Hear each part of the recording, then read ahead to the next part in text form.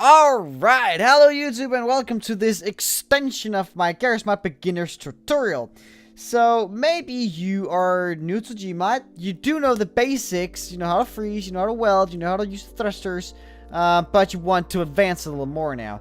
Or maybe you've watched my Garry Beginner's tutorial and are being, sent on to here to learn a little more. So you can.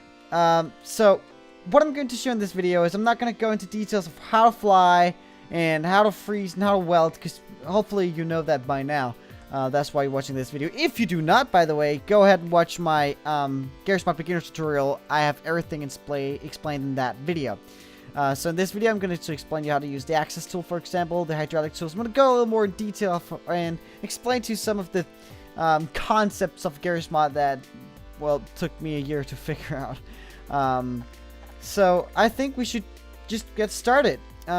So what I'm going to teach you first is the axis tool. So what this basically does, I already have a tutorial for this on my channel that goes a little more in depth than what I'm going to do now. But what it does basically is that it makes props turn around the point where you click it. Let me demonstrate. Say that you don't want a wheel to turn. Otherwise you could just use the wheel tool and that'll be over. Let's say you want probably this in the wheel. Let's say you want this one to turn. By the way, what I'm using here is Smart Snap. You can go ahead and download that. It makes grids on your props. Really useful. So now I've clicked on the prop. Oops. And let's do that again. There we go. I'm gonna click on the wall here. So you see the point where I clicked on the prop. It now rotates around the prop. So obviously this isn't the wheel that you can get from the wheel tool. This is a prop that I just made spin. I mean, you can't obviously use this as a wheel, but you get the idea. Sometimes you don't need this thing to turn around, but only like, there's a bunch of things you can use this for. For example, robots, or you just need to make some sort of hinge where things turn around or can bend from. That's where you would use this, I think. You can also use the ball socket, actually. But I'll go into that.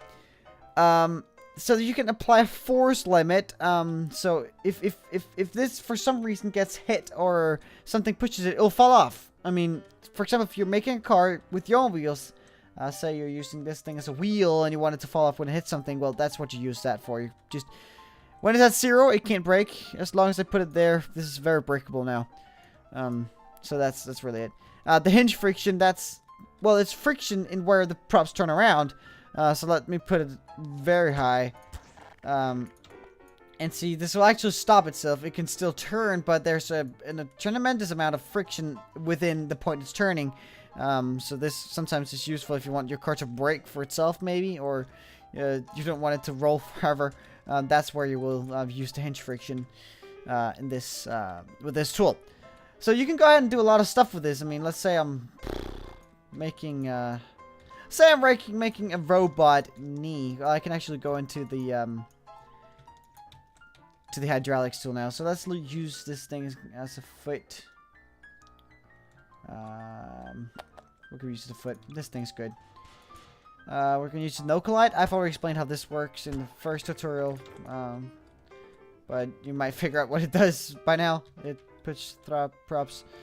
Okay, so I'm gonna weld these two together, and let's find the watch again. Here we go. Now I want to use my axis tool to make this knee for my robot leg bendable, so it will be, kind of a suspension, I guess. So let's go ahead and put that up to 200. That is already good, and I'm gonna put it there and turn it around so that this will make some sense. Okay, there we go. Now hydraulic. So you guys see that's a leg, right? Okay, cool. Hydraulic. Before I'm going to go into what I'm going to use it for this leg, this just the ideas I'm giving you guys for how to use it and just explain how it works. Hydraulic, well, just like real life hydraulics, what it does is push props away from each other, well, pretty steady. And there's a couple of options here. We see the distance, speed. I guess that makes sense for you. Fixed is probably what I'm going to try talk a little bit about.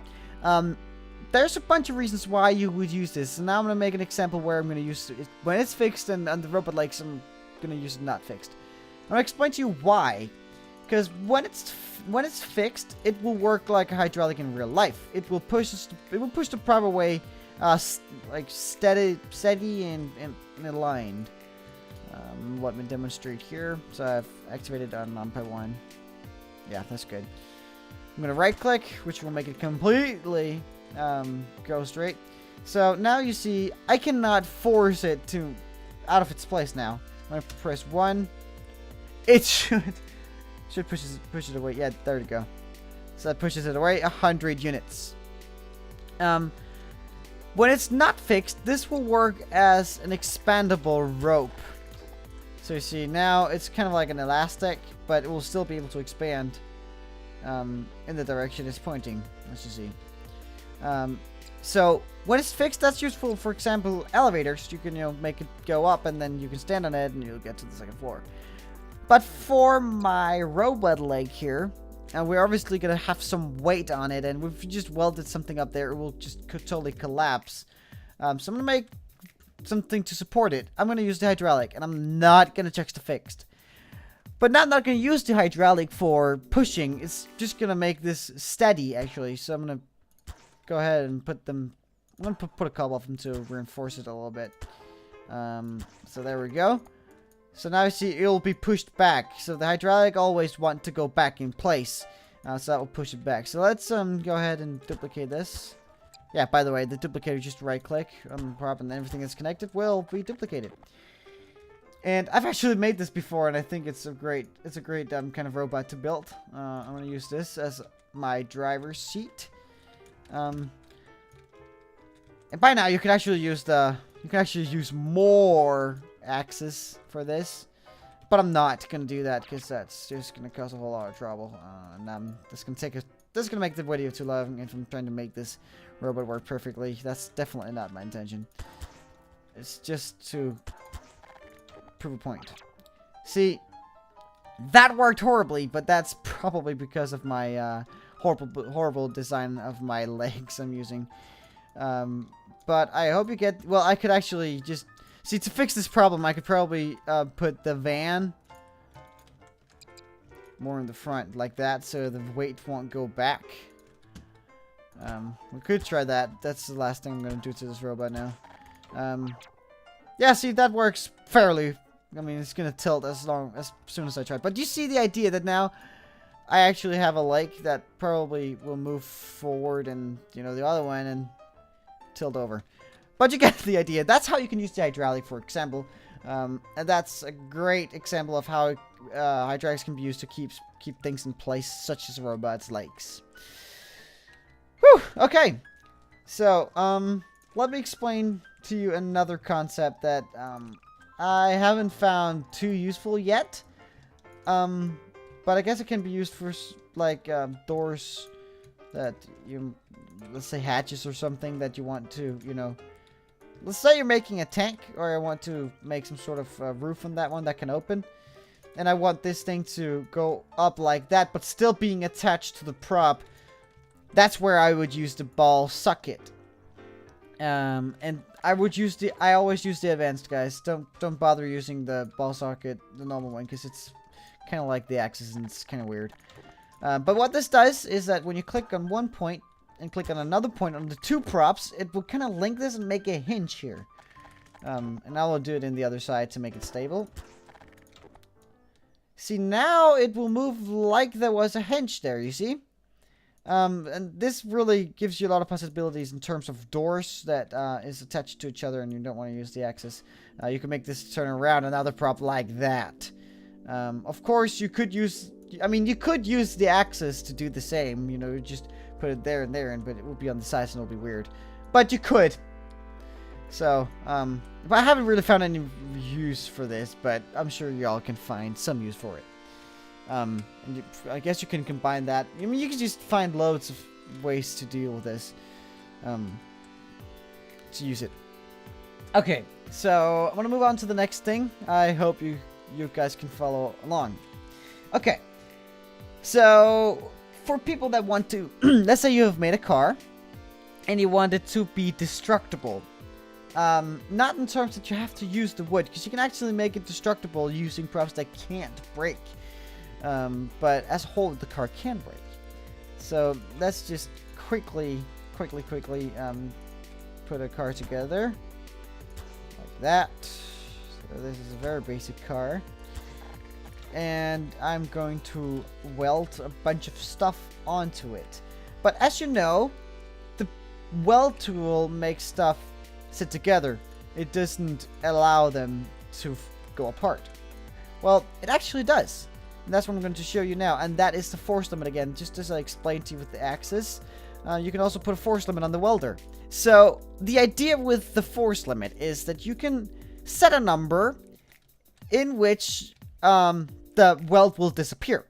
So let's say that I have welded this at 1000. There we go. See, now it is welded. You see? It's still attached. But if I, let's say, dropped it, you see, it actually already broke. So the force limit weren't really good on my side. But that's the idea. And you can put it to a higher limit. So that it will take a lot more damage. So you can, for example, just crash into it with something else, and it will actually break apart. But you can, you know, move. You can fizz around. You can do whatever you want with it. You know, try it yourself. I'm not really good at making this work, but that's how it works, and that's basically what every time you see a force limit, that's what it will do. Okay, moving on. So when you're playing Garry's Mod, I highly recommend you go download some stuff. I have a bunch of videos that shows you what you need. It's called Garry's Mod Top 10 Tool Show. You can go ahead and check that out. I'll have a link in the description for that. But the weight tool you really need because, dear, sometimes, see, for example, last time when I built this, you see, now it's weighing, it has a weight of 10,000 units. Say I put this down to 5,000, I'll have reduced it, and now it won't tilt over that easily. Well, it still will, but you see, before I had a problem with it being very, very heavy, which is not the case here. So, guys, that is some basics, a little more advanced. Yeah. So I think I hope you guys can use some of all my very complicated explanations. But if there is anything you need, please put a comment, and well, I will see you in the next video.